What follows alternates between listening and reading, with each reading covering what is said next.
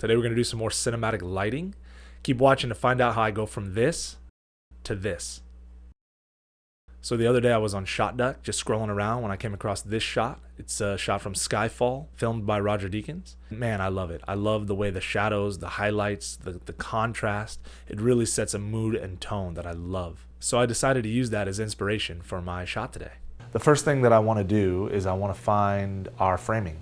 And for this, I chose to put the camera a little higher. I'd like to go even higher, but this is as high as my tripod will go. This is our set, which is the only hallway I have in my house. So we're gonna make this work. The blocking is a man coming around the corner down the hallway holding a gun. I think if I had more tools, what I'd like to do is I'd like to do a dolly in so that the camera and the character land at the same time at this final point. The final frame is this. So when I light, the first thing I like to do is take away all the light that I don't want to use. That means blacking out windows and turning off all the lights in the room. I like to start with a blank canvas. So this is our shot, and this is what it looks like with all the lights turned off.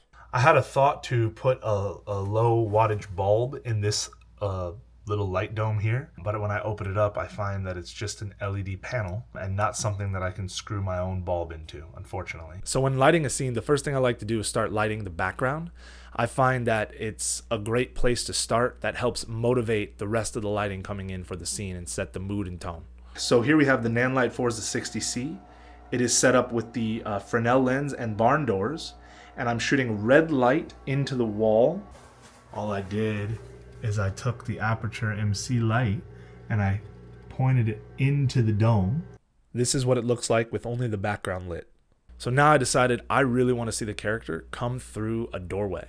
So I added a light, and I was excited that the first thing we see is the shadow of the gun and the character. I have the Aperture Lightstorm 60X attached to the Spotlight mini zoom, and I have that mimicking doorway light. I've used the internal cutters to create a slash of light on the wall. Then I used a frame in front of the light to mimic the door opening. This is with just the background and doorway lights on. Next, I needed to set up the key light. I used the Aperture 300D with the Fresnel attachment. I wanted it to be a slash of light falling across my face, so I used the barn doors as well as a 2x3 flag to create the hard cuts. So at this point, what I'm trying to do is decide what to do about the shadow side, the fill light. It's a little too crunchy for me. Some people might like that. Some people might like the blacks looking like this.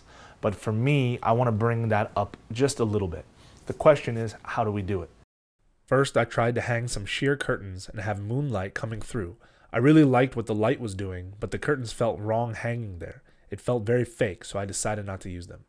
Instead, I used the Amaran 300C set to cool blue, bouncing into the ceiling to lift and cool the shadows.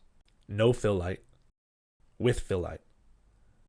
When I'm on set, I like to use my Flanders Scientific DM240 because it's calibrated from the factory. One thing I like about this is I can trust what I'm seeing. This is what the scene looked like with false color. This is what the scene looks like with the scopes. Okay, that's how I shot and lit this scene. I hope you guys enjoy. Let's take a look.